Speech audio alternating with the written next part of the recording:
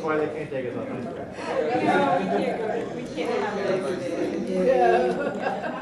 Yeah. Ringing at me? Oh my You're getting a goodness. call.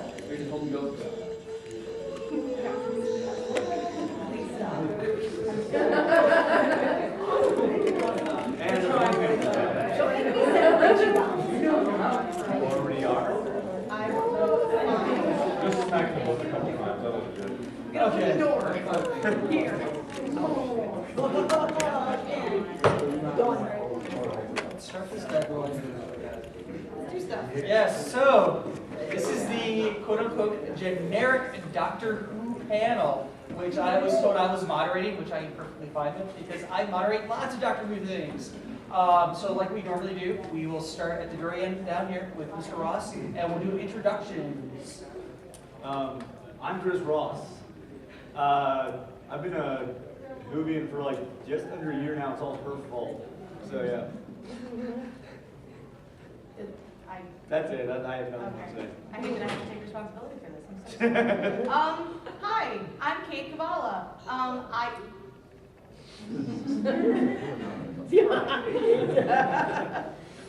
It feels about this. No, I have been watching Doctor Who for about 3 years now. I'm awful, and I started on season 5, but then I backtracked, and now I love everything, and I'm like, yay! And I'm kind of a nerd fangirl, so ta-da!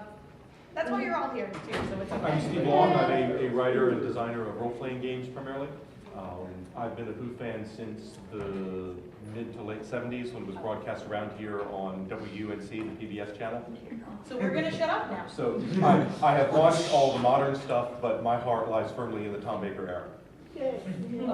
And I am the moderator of this panel. I am David Beauchamp. I am the host of Gallifrey Pirate Radio, which is a podcast that reviews episodes, does interviews, and also does news segments about what's going on in Doctor Who. I have known Doctor Who my entire life. I don't know a moment where I did not know about Doctor Who watching it. I grew up on Who on PBS in Chicago. I'm going to start off this panel with a bit of Who news that just came out today, actually a couple hours ago. They have named the 50th anniversary special. It has a title now. It is going to be called The Light at the End. That is what the title of the special is going to be called. And people could speculate thereafter. But let's start off. One thing I like to do is finding out who everybody's favorite Doctor is. Mr. Ross. Duh. 11th. I can say that. Hey, does the 11th happen to be also your first Doctor? Actually, yes. Also her fault. But yeah. So I mean, I'd kind of vaguely seen random bits of episodes, but then she was all like, one time we ran, it was like, I can't believe you haven't seen this. Sit down, shut up, Matt Smith. So yeah. That's actually verbatim what happened. Yeah. Because I'm watching this now. Yeah. Do you remember what the first episode, what the episode was? Oh, I mean, it was the 11th hour. So the very first one with Smith. So that was very, yeah. Yep. I don't know if I have a favorite Doctor. 11 was my first, and so I have a special place in my heart, but at the same time, I'm a girl, so Tenet, oh my God. Fun fact, I saw him in Much Ado About Nothing in London last summer, and oh my God, it was the greatest thing I've ever seen. And Catherine Tate was there, and I got to hug her, and her hair is so soft. It's like a unicorn, you guys. I'm just saying. Sorry, I just had to get that out there. That's like my biggest fangirl moment. But yeah, okay. But yeah, I think 11's my favorite, but I really genuinely enjoyed everything I've seen, so I'm just kind of taking stuff in. Do you know what your first episode was? My first episode was 11th Hour. Okay. Yeah. Interesting. Yeah.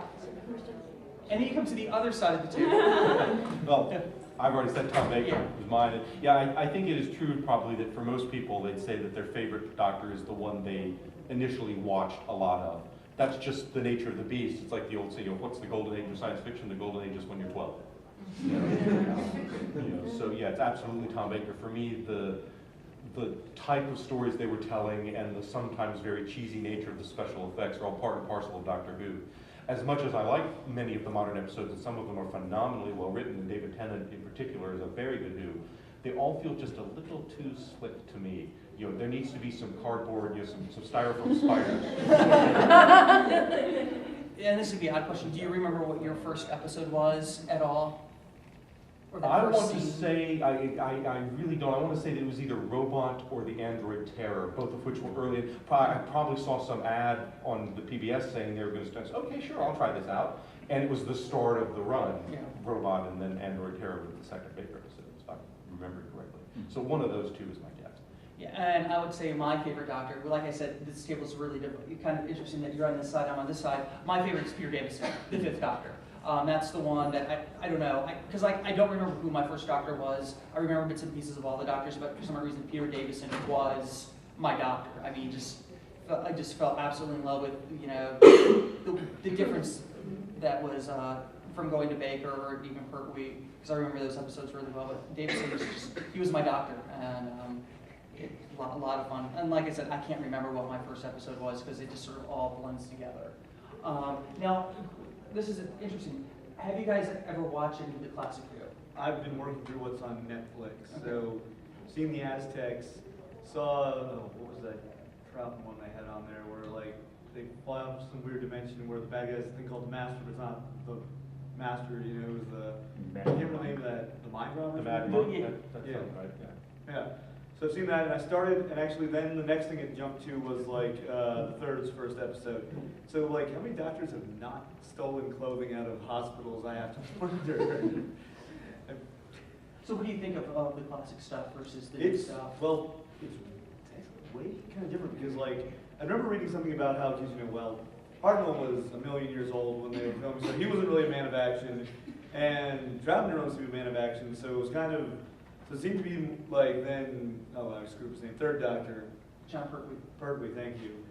He, now, I was reading something where it's like, seems just at that point, like the Doctor became more of the man of action, so you kind of got less of like, you know, having necessarily like two companions, you just had the one lady companion instead of the guy companion who was like, you know, the necessary like man of action for the series, so it's way different because the doc, you know, in the, you know, New Who, like, it's always the Doctor as the man of action, period, so. So have you watched any classic Who? Not. I did see the, oh gosh, the Eighth Doctor's movie, 1996, I guess. Yeah, it was 96. Yeah, I did watch that a couple of years ago actually, and I think I watched part of a while ago, like before they put the entirety of Classic Who on Netflix. There were a couple mini movies, and there was one that I cannot remember. I know it was a Tom Baker one. I started watching it, and then grad school happened, and then that stopped, and then the whole Classic Who thing just stopped.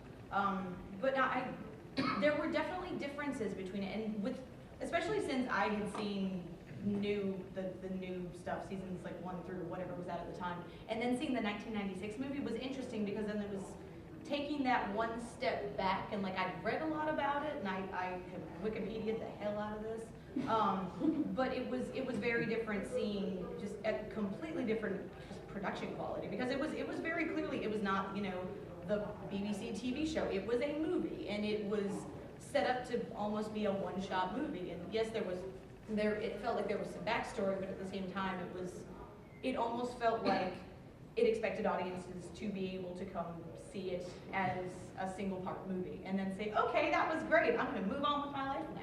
And you don't do that with Doctor Who. Move on with your lives. Yeah, but that's really the weird impression that I got from the movie. So I don't know. I think to some extent there is a difference in that the early Doctor Who, or the pre-modern era Doctor Who, and certainly up through at least some of the Baker, was largely written to be a kid show. You know, it was aimed at, and even, you know, in the 80s and 90s, I would talk to my British friends about Doctor Who, and they would dismiss it as a kid show. They thought it was just stupid nonsense. But in the modern era, certainly, you know, the creators have realized that A, this is a show adults love, and B, there's a real market out there for sophisticated science fiction. And so the show is very much aimed at adults. You know, the Eccleston and Tennant and Matt Smith shows are not kid shows by any stretch of the imagination, though a kid could certainly enjoy them. You know, but the early stuff, I mean, and particularly I think the Hartnell and the Troughton and the Pertwee, and to a lesser extent the Baker, is written with kids in mind, and also written, you know, rather than being an hour long, but you know, half hour, you know, 4 half-hour chunks to make a 2-hour block, because it was shown twice a week in Britain. That's how popular it was. It was like, it would be as if The Big Bang Theory was shown twice a week every week over here. That's how popular it was for years and years at a time. You got an episode of Doctor Who, I think, one on Monday and one on Thursday, if I remember correctly. Can we do that? Can we go back to that?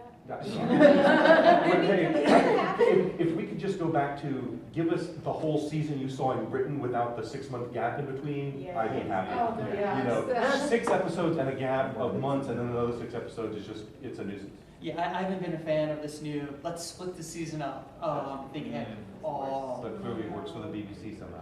It does. And actually, I wonder how much of that, honestly, is Moffat wanting to break stuff down. Because, I mean, he's actually talked about that. It's easier to shoot, so they don't have to shoot in the freezing weather. Because, I mean, people get sick. It's miserable. You know, they're trying to make everybody happy. And even he was happy for the breakup, so it's a bit warmer. It's a bit more comfortable to film. Especially when you're underwater or in the rain, it's more comfortable. Yeah. Now, because you're much more the classic person, I mean, how do you feel about the new Who? I mean, oh, I've enjoyed it. I mean, I think some of the episodes that I've seen are amongst the best ever done. I mean, The Girl in the Fireplace is one of the best episodes of television I've ever seen, period. And, you know, The Family of Blood, a great two-parter. They vary. I mean, some of the, for example, the current Matt Smith season I think is pretty good. The last season was just wretched crap, except for The Doctor's Wife, which of course it's written by Neil Gaiman, so you can expect it to be pretty good. But overall, I liked Eccleston. I wish he'd actually stayed around for at least another season. You know, Tennant is great. I think they're good shows overall. If I had any complaints, I would say, one, I wish they would attempt to introduce a new cool villain of some sort. You know, they've done a great job reimagining many old villains, but their attempts to create new villains, like the Ood, for example, or the big Spartan people, are annoying. But the point being, well, that's making my point even more, though, that they haven't introduced anybody that really holds a candle to the Daleks. I've got 2 more points to make. And point number 2 is the Weeping Angels are incredibly annoying. They were great for one episode, but when you make them a recurring villain, they fall apart. Blink was phenomenally good. We should never have seen them again. And the third complaint I have is they started out really handling the Master in an interesting way, and it totally fell apart. I think they did a very poor job handling the Master. You know, as good an actor as John Sim is, and he is a very good actor, doing the Master as a manic opposite to the Doctor doesn't work for me. I want the scheming Svengali of Anthony Ainley and Roger Delgado. Yeah. So actually, bringing up villains, I'm kind of curious, or monsters. What are your favorite? What's your favorite monsters that they've had on Who, or villains, or however you want to state it? Yeah. Raise your hand if you like the adipose. Yeah, actually. I actually have a stuffed adipose that I absolutely balls. Yeah. There you go. They actually have adipose stress I'm sure they balls. do. Yeah. Oh, well, okay. So, what is your favorite? Oh, jeez. That's good. I just usually, I don't know, I enjoy watching Matt Smith be a spaz more than anything else. I mean, So you don't have a favorite opponent that he's gone up against, a favorite villain?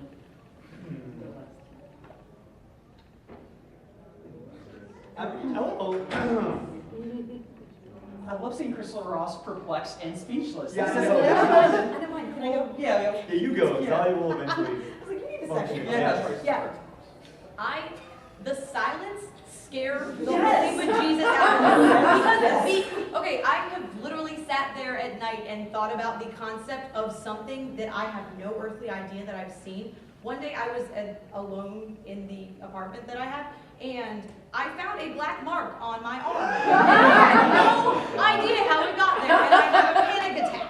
It was really, really awful. And for me, especially in the newer ones, like I get the Daleks, and I think they're really fantastic, and I like the Cybermen, and I think that I think that all the ones that have carried through from the classic ones, even though I haven't experienced them in the classic settings, I like them. There's really not one that I've absolutely hated. But if a monster can mess with me that much and actually make me think, if this was a real thing, I will just go cry in the corner forever.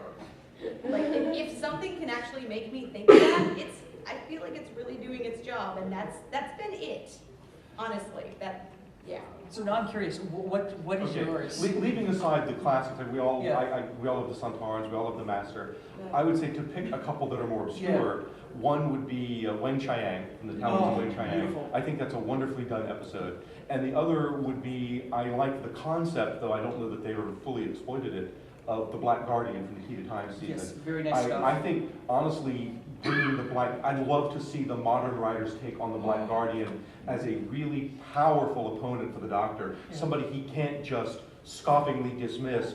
Because as fun as it is to have him say, there's one of me, and how many of you Daleks have tried to kill me and have them run in fear, he can't laugh the Black Guardian off. No. And I'd like to see them approach that. They've never done a villain of that level of power. Okay, just because I'm on with Drew, who's one of my co-hosts, we just got breaking news. We just got literally breaking news. We're trying to find out how legitimate this is, but there is a teaser out there now that's saying who's coming back, and the visual they're using is Jack's coat. So yeah. So we're still trying to find out the legitimacy of this news, but there's no surprise there. As for me, some of the classic things I would love to see come back, and I think they're going to be bringing it back either in 7B or possibly 8. I would love to see the Zygons return. And also, I would like to see Omega return, or Omega, depending on how you want to pronounce it, which, there's been loads of rumors, because every time there's been a huge Doctor Who anniversary, they always bring back Omega, who was one of the 3 guys that helped develop time travel. So I'm really hoping, we see them come back fairly soon. I just find the visuals for the Zygons is absolutely fascinating, and they've always done a wonderful job with Omega and his headdresses and his outfits. I would like to see some of those more classic, villains come back, like the Black Guardian. I'd also love to see Sutek from Periods of Mars. Yes. That would be a lot of fun. And actually, Ross, have you thought of? Let's see, someone who antagonizes the Doctor. Queen of England. Which one? Yes. So actually, that leads into another Doctor thing. Who versus the Corgis. Yeah. So we're gonna start on this end because I'm gonna give a little love to classic for a moment. Your favorite companion? That's a good question. I would almost certainly. There are a number of good ones. I am going to have difficulty choosing between Louise Jameson as Leela and Mary Tam as the first and only proper Romana. Nice. I wish they had listened to her and kept her on. I would have liked it better if they made her more of an equal to the Doctor. And she got fed up with. She told them in advance, "I don't want to be, a useless sidekick twisting her ankle and needing to be saved." And over the course of the season, they devolved her into that, and she refused to come back. And as much as I love Baker's Doctor, I especially love early Baker when he wasn't the Doctor, because later on he basically said, directors hated working with him and stuff like that because they had to bend to his will. He would make up lines. And that was one of the things that John Nathan Turner wanted to get rid of really quick was Baker. That's why they got Davison on board. But I would have liked to have seen Mary Tan stay around a lot longer. She's really interesting. And actually, I'm very curious to see the Big Finish audios they did with her before she passed, because Baker has finally, again, accepted the role of the Doctor. And the very first thing that they did with Big Fish, was a story that takes place right after the Talons of Wing Chun. And they even mentioned they used the last lines. But for me, the classic companions I like, because they were my companions, were Tegan, Nyssa, and Adric. A lot of people don't like Adric, they say he whines too much, but I don't know, they were my 3 companions. So they've always, they're my favorite of the 3. Though don't get me wrong, I love everybody that's been. I was in tears when I found out that Oh boy, I can't. Elizabeth Sladen died. I broke down in my office at work, and I was like, just leave me alone. I literally broke down. It was just as bad as when we lost the Brigadier as well. But we'll move back to the New Who people. Who would you say are your favorite companions out of New Who? Ryan Williams. Well, Rory's dad was amazing in the one episode. Oh, yeah. A lot of people love Brian. Yeah. I mean, how can you not love a guy who just carries, you know, a trowel around with him just in case? I mean, again, we're not arguing this. Though, I don't know. Is it everyone in here seen like the bookend to Angels Take Manhattan, the PS? Yeah. That was pretty damn awesome. Sad they didn't actually film that. Yeah, I know, that would have been awesome when they filmed it. You know, I have to question if it's filmed or not, and they're just saving it. Because this is Moffat. Moffat loves misdirection. It wouldn't surprise me if they don't film it and it doesn't appear on the Blu-rays and DVDs, because he's really bad about doing key scenes and only releasing them on the Blu-rays and DVDs. Like River's Last Night, it's on the Blu-rays. And also it's been released on YouTube, but they never showed it on the show. No, they that's where they put it on purpose. Yeah. They had it on YouTube and then they took it back down. It's back up. Yeah. Okay. Yeah. All right, never mind. Yeah. So Yeah. who was your favorite companion? Oh God, I genuinely liked all of the companions from New Who. You guys are gonna hate me. I don't care for Rose. Thank you. Started off cool. Okay, and I have reasoning behind that.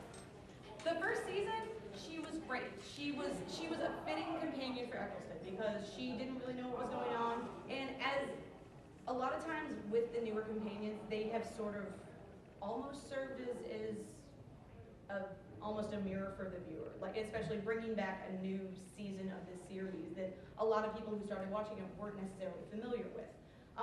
It was kind of convenient that she really had no idea what was going on. And then it turned into this really tormented, weird, awkward love story, and that things were terrible, and if she couldn't have the doctor, then she was going to sit in a corner and cry, and how dare he have any other companions ever, and why didn't you come back in time for me, and oh my God, who is this other woman? And I was like, oh my God, please stop, no, just what? And then when she came back in season 4, I just wanted to flip all the tables. I hated everything. That was my least favorite part of anything of season 4. I loved Martha. I thought she was fantastic, and I actually had a huge Facebook war with someone the other day, and they were like, Martha's the worst companion ever, and I'm like, listen, we're gonna talk about this.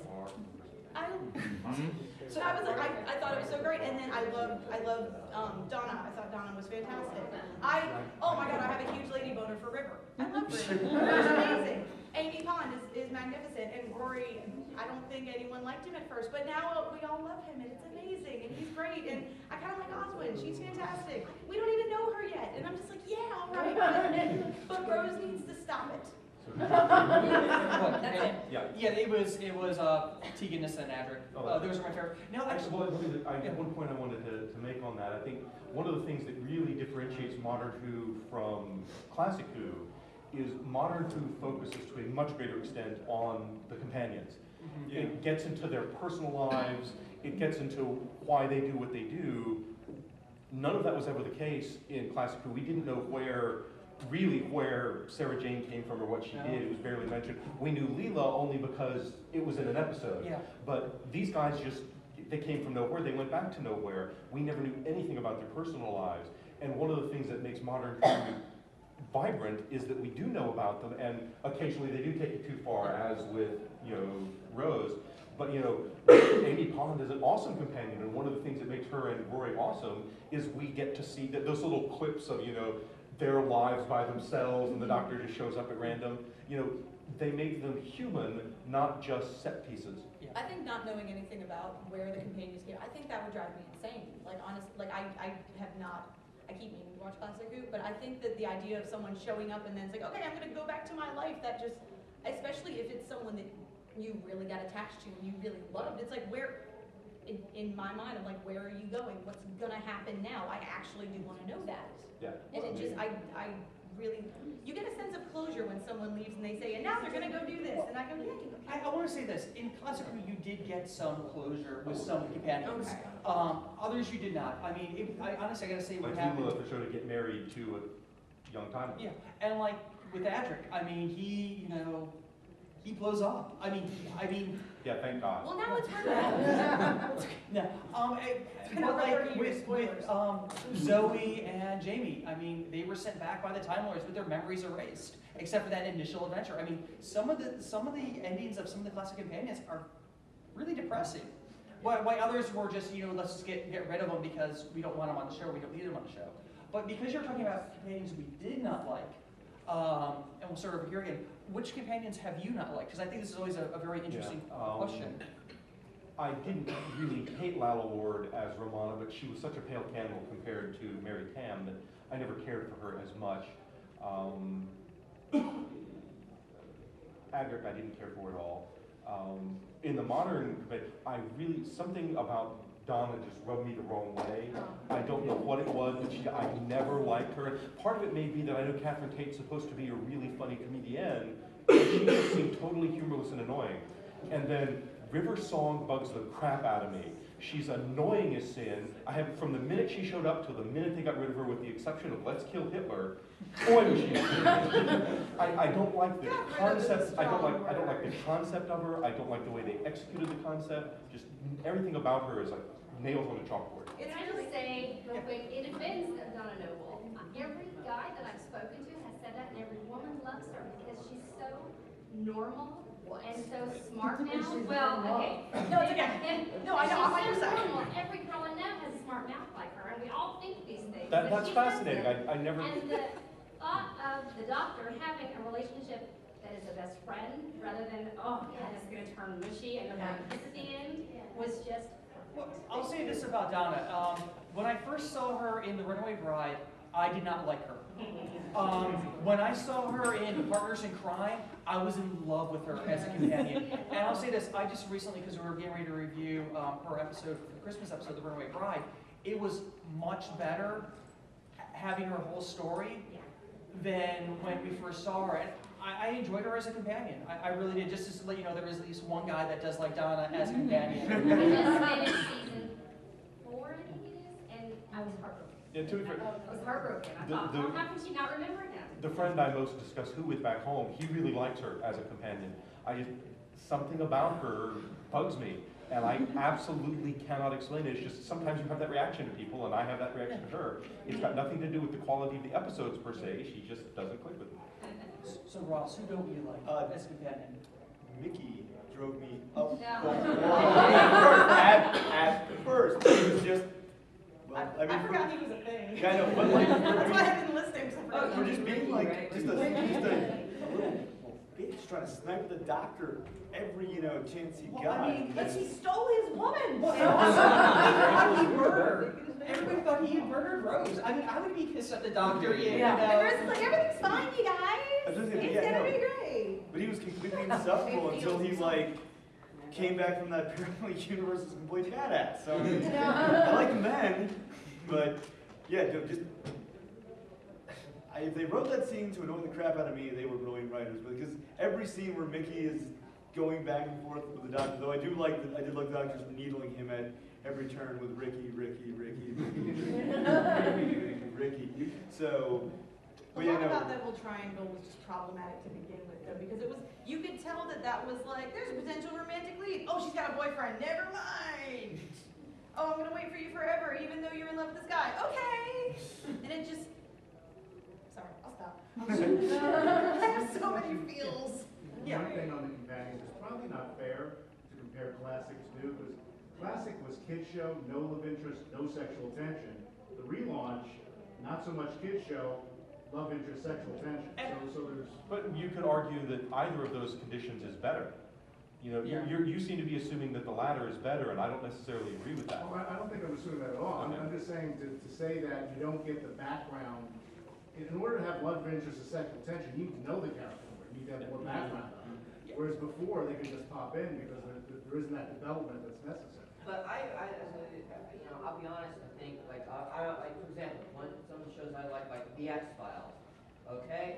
And when once, you know, you got this plot, the Mulder Scully, it just turned me off. I couldn't watch it anymore. I liked it when you just have, you know, just because you have a man and a woman working together, does not mean they have to go have sex and fall in love together. Has anyone seen Castle? Yeah. Is anyone so okay with right now? Yeah, no, it's fine. They fact waited that at least one, if not 2 seasons too long to get them together. It's annoying as crap. I The agree. last season was awful. If they had started off this season the way last season was, I wouldn't have been watching. Okay, It's awful. that's cool.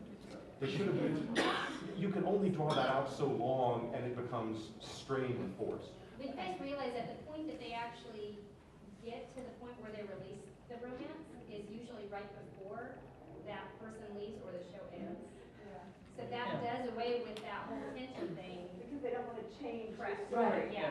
And every time they have a big change, it's usually right before they end it. Yeah. Well, something you said, you know, how, you know, back then versus now, I thought as much as I love, you know, Sarah Jane coming back, and I was in tears and I loved every moment of the episode, I thought it was really strange that they threw in this whole love thing, that the Sarah had this love thing with the doctor. I mean, I didn't really care at the time, but it did seem strange because, I mean, I've watched every Sarah Jane episode. I never once felt that she ever had romantic feelings with either or They Baker. were like great friends or brother and Exactly. sister. So it was really strange when, you know, they introduced this sort of I was in love with you thing. I was just like, okay, that's a little strange. I don't care because it's Sarah Jane Smith back to the doctor, and those scenes where they first meet again and she realizes it, I just arms tingly, you know, here standing up on end.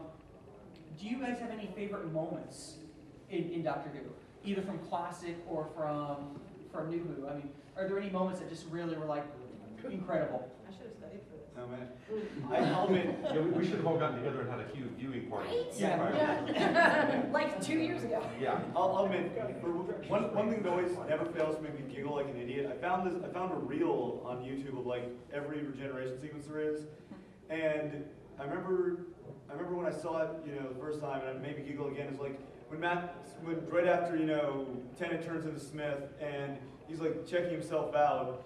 Just when he reaches his hair and he in this like his voice just like squeaks and breaks like, I'm a girl. And he's like, no, I'm not. But I don't know why, but I always giggle like an idiot at that. I mean, that is, I don't know, there's probably like one of the coolest regeneration scenes there is, but I mean, just, I don't know why, but I always giggle like an idiot whenever he's like, I'm a girl. It's funny.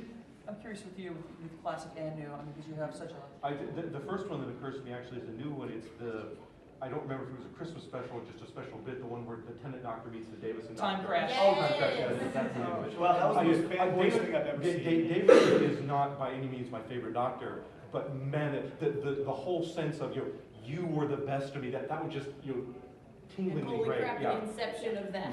Yeah. Tears. I was in tears the entire time because, like I said, Davison was my doctor, and when it was him they brought back, I started screaming because when I saw that jacket, I knew what was going on. Yeah. I knew, and when he gives that speech, you know, about how you were my doctor, you know, before that I was old and grumpy, and I was just like, I'm getting goosebumps now just thinking about that speech. From classic, certainly in the moment in the Rivos operation where Binro the heretic is explaining to the disguised off-planet,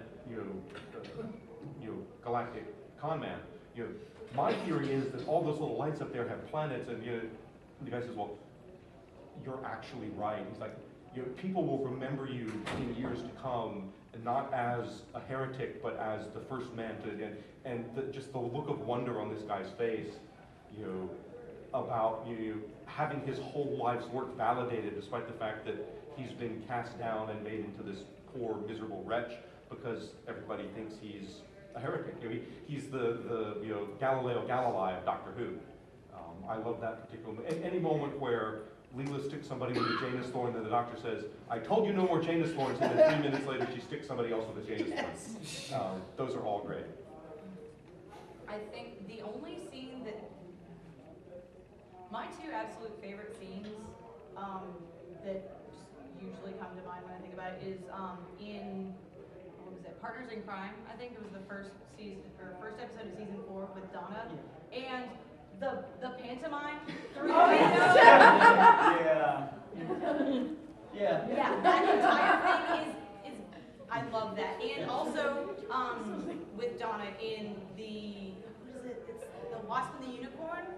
With the where the doctor has been poisoned by arsenic. And that was, sorry, I sentenced badly.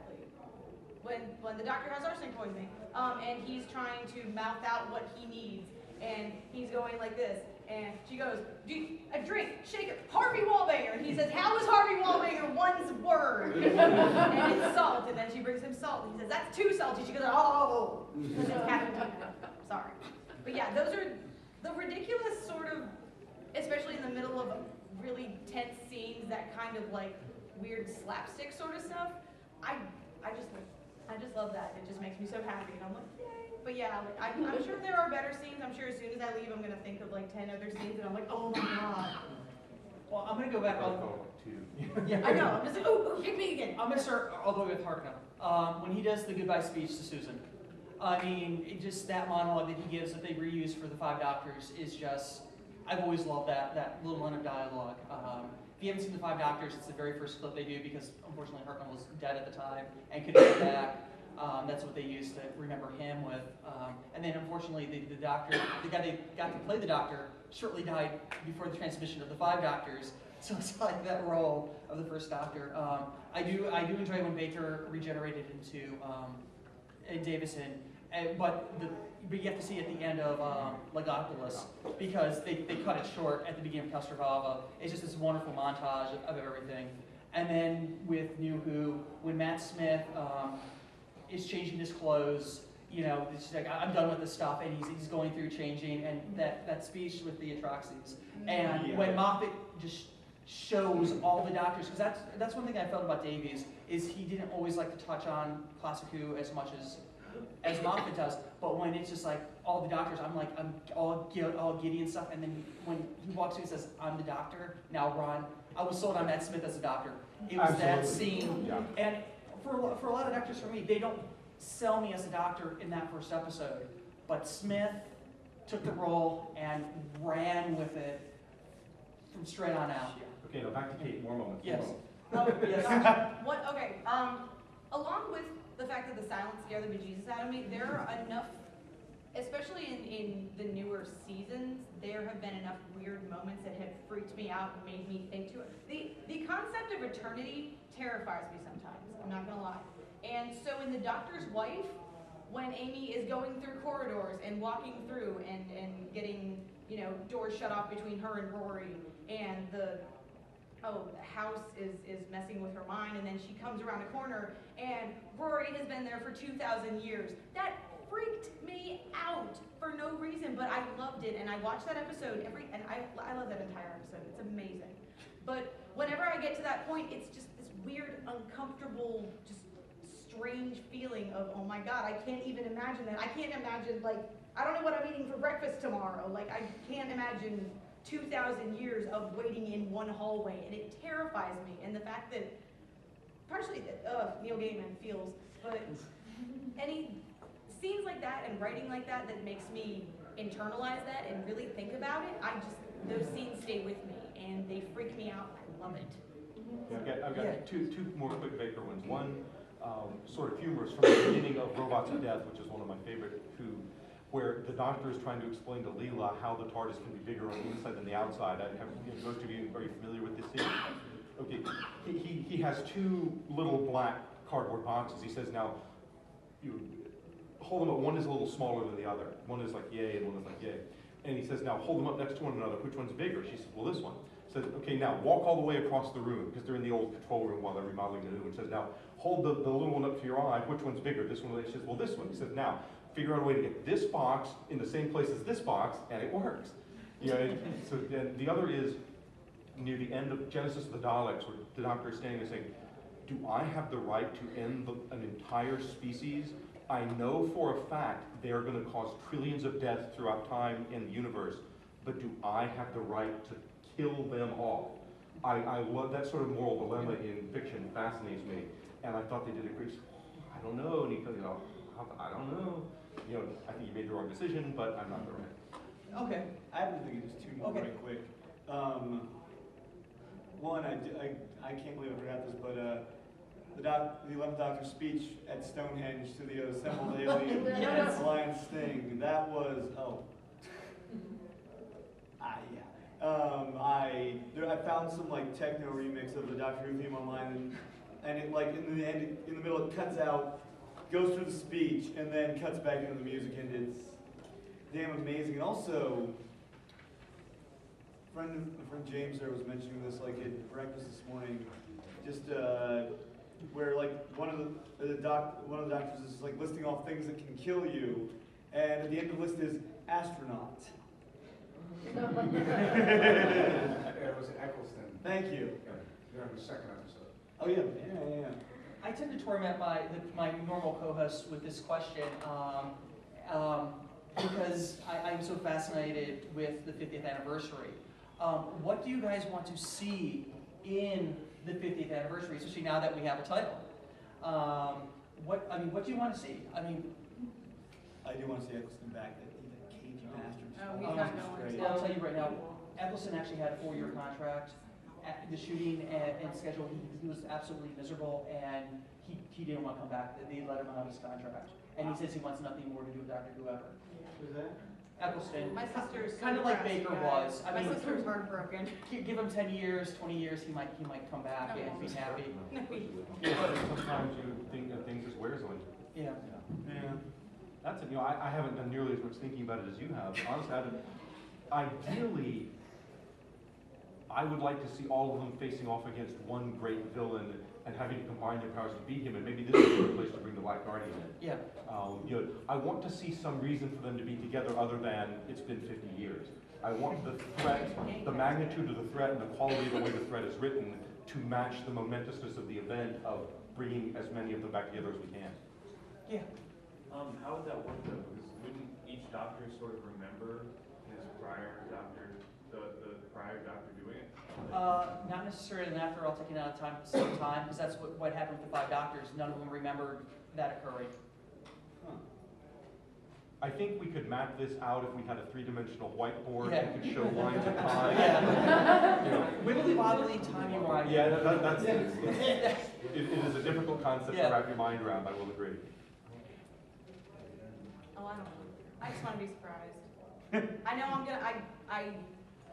I follow so many things online and on Tumblr, and everything gets posted. It's like, this is gonna happen, and this is gonna happen. I'm just like, okay, I don't care. I'm gonna watch it anyways. Like I had, oh God, the Wedding of River Song. I had someone posted like 5,000 spoilers and all the pictures from it and stuff, and I'm just like, don't care. I'm gonna watch it anyways. That for me, that's a really good. That's a mark of a very good show. That you don't care how many spoilers you've seen. You don't care how it's going to end. You've seen the IMDb pages that so and so is going to be back, and you're still going to watch it. You don't care. It's the experience. It's not okay. Well, I found out what happened, so I'm done. It's like that. I don't know. I used to be like that. I didn't care. But no, what? I'm young and naive. Yeah, no. Well, once I started GPR, we love speculating about what's going to happen. So we stay away from most of the spoilers unless it's a BBC press release. But yeah, I mean, I have because I'm going to watch it. I don't care. This is what I love. But for the fun of the show, we love to speculate, and Tuesday we're shooting an episode speculating about the title of the 50th anniversary and what we're going to see. What does that title mean? What clues can we derive from it? But Chris, what would you like to see out of the 50th? So, I mean, aside Eccleston back, I don't know. I think every scene with Eccleston and Dalek was absolutely goddamn brilliant, because that was the Doctor who just came out of the Time War, and so he had every reason to be absolutely freaking livid every time he saw a Dalek. But what else do I want to see? Oh man, actually, watching Tennant and Smith get on together, that should be very damn entertaining. So I am looking forward to that. What else do I want? Like, who else is still alive? Okay. It's Baker, Baker Davidson, Baker again. McCoy,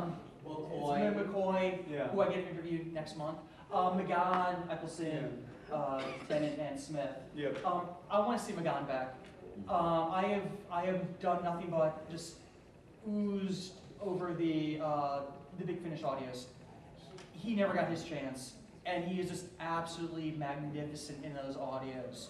And I know we will never see the McGann Eccleston regeneration. I just want to see McGann back as a doctor and just give him more of a chance to be in that part because he was robbed.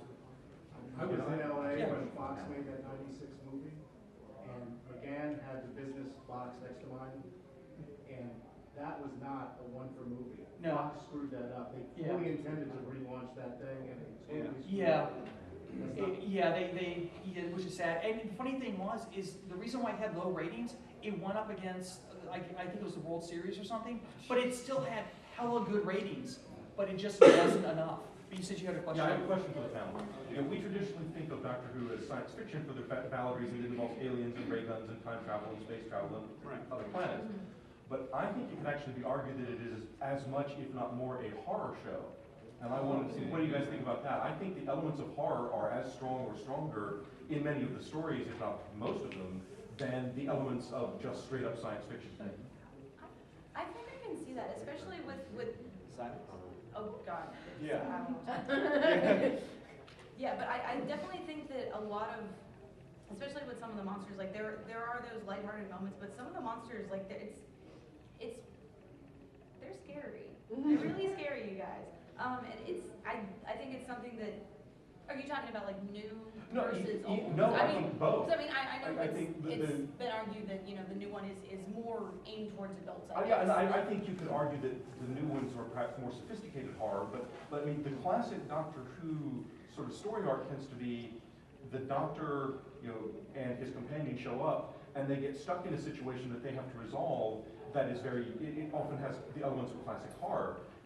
They're stuck in a situation they cannot get out of. They are facing a menace they do not entirely understand.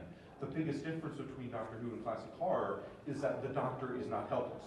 He can fight back, and in pure horror, usually you have difficulty fighting back, and he's also generally not ignorant, or at least he is smart enough to figure things out over the course of the scenario. But so many of the great Who episodes, to me, are like, what I think of the greatest, Robots of Death, The Horror at Fang Rock,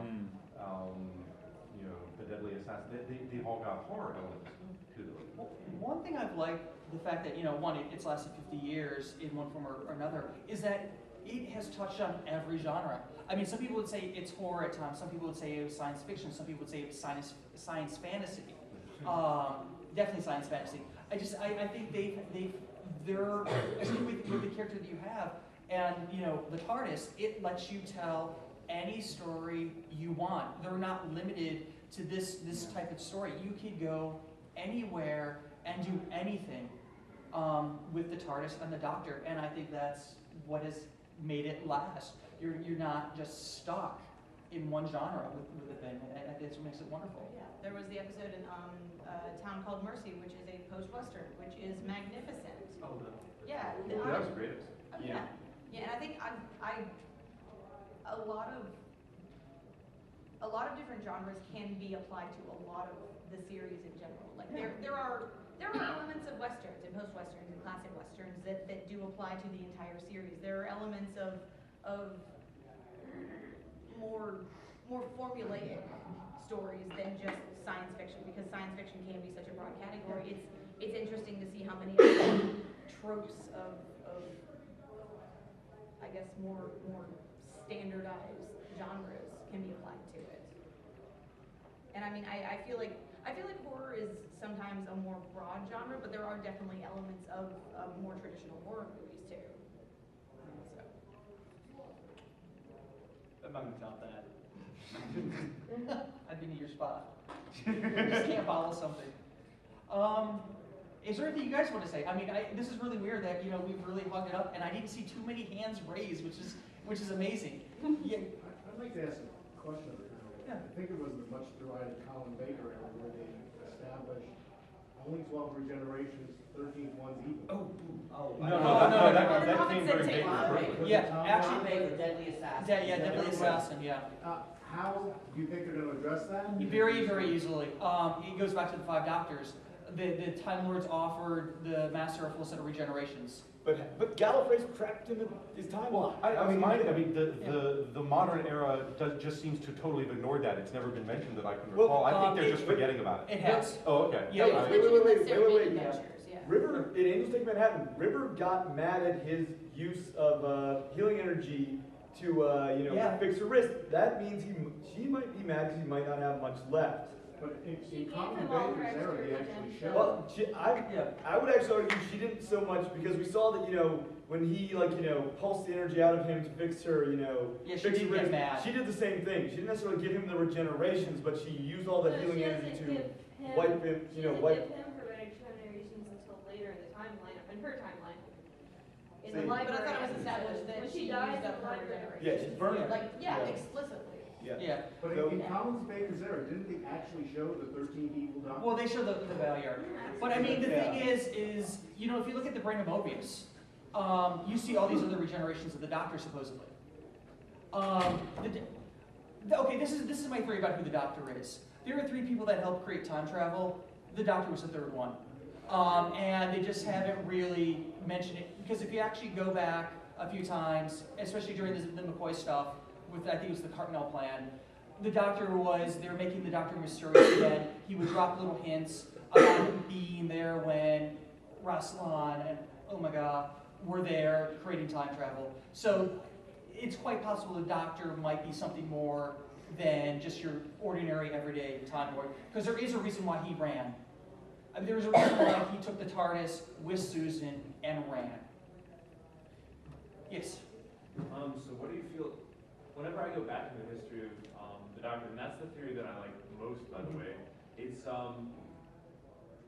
there's this whole looming, not looming controversy that I'm not, yeah.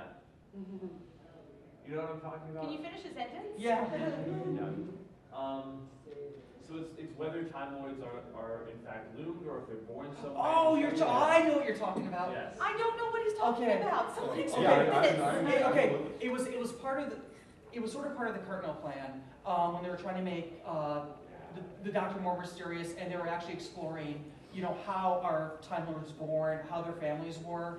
I haven't finished the book yet, which you can get free online in PDF format. I forget what the title was, but they had basically they're not born anymore. They're past that, and Were they cursed by some? yeah, part of it was Yeah. part of it was the curse and stuff like Yeah. that. It made it was the last Virgin novel and of the New Adventures that the guy had to tie up everything that occurred in the New Adventures, what he wanted to tell with this McCoy thing about families on Gallifrey, stuff like that, and just tie it all together into one novel. And I'm currently reading it, and it's really interesting about what that actually.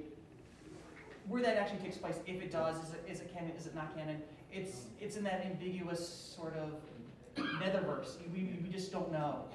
I mean, I've grabbed this from the TARDIS Wikia, and it seemed like it was, looming was mentioned at some point in some episode, I don't know, but... It might have been cut, because a lot of the stuff that was part of the Cartmel plan that was caught, he never made it into the actual episodes. You can actually see them in the deleted scenes on a lot of the special features of the DVDs of the McCoy era. Okay. And the looming, the looming thing actually, one of the weirdest theories I read was that Omega threw himself into the looms, and eventually it would reconstruct him. The person reconstructed him as was the Doctor, which is why the Doctor can drop all these hints about, having been around. Yeah. So. But honestly, I think one thing they have stayed away from is the New Adventure stuff, and honestly, Moffat gave himself a clean slate with the Big Bang.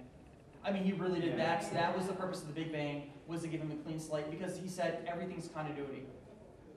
But that was prior to the Big Bang. So everything actually happened, but after the Big Bang, it's a whole new... Table flip, that's a good one. Yeah. Mom said, nope.